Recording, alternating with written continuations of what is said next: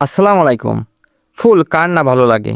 যে কোনো অনুষ্ঠানের জন্য ফুলের বিপরীতে কিছু নেই। তাই আজ আমরা চাচা ভাইপো মিলে ফুল কিনতে যাচ্ছি। আমার ফুফাতো ভাইয়ের বিয়ে, তাই বাসর ঘর সাজানোর কাজে আমাদের ফুল প্রয়োজন। আমাদের পাশের গ্রামের বাজারে প্রতিদিন ফুলের বাজার বসে।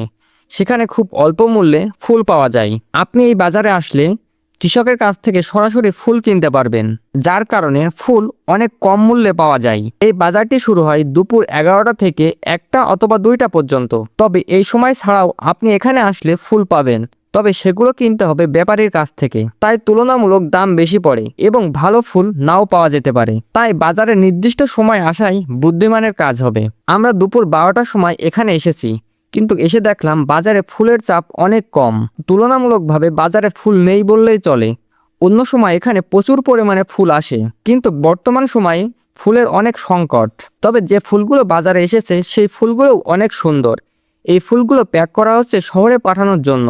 আমরা যে ফুলগুলো কিনেছি সেগুলোর দাম পড়েছে, গাঁদা ফুলগুলো এক জোপা 300 টাকা করে। এগুলো বস্তার ভেতরে রয়েছে তাই দেখাতে পারলাম না। এখানে আছে 10 পিস লাল গোলাপ আর 15 পিসের মতন সাদা এবং কমলা রঙের গোলাপ মিলিয়ে, যার দাম পড়েছে 100 টাকা।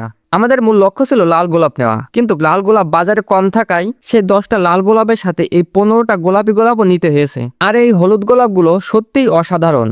এখানে 25 পিস গোলাপ আছে, যার দাম 200 টাকা, মানে প্রতি পিস 8 টাকা করে পড়েছে। এই গোলাপগুলো কোনো প্রকার দাগ নেই আর সাইজও অনেক বড়। আর রজনীগন্ধার মালাগুলো এক জোপা 600 টাকা পড়েছে। এই মালাগুলো নিতে যে এক পর্যায়ে যুদ্ধ করতে হয়েছে, কারণ এই ধরনের মালা শুধুমাত্র বাজারে একজন কৃষকই নিয়ে এসেছে, যে কারণে দাম অনেক বেশি এবং এখানে থাকা ব্যাপারীদেরও এর প্রতি নজর রয়েছে। তাই কৃষক ভাই যে দাম চেয়েছে সে দামই আমাদের কিনতে হয়েছে।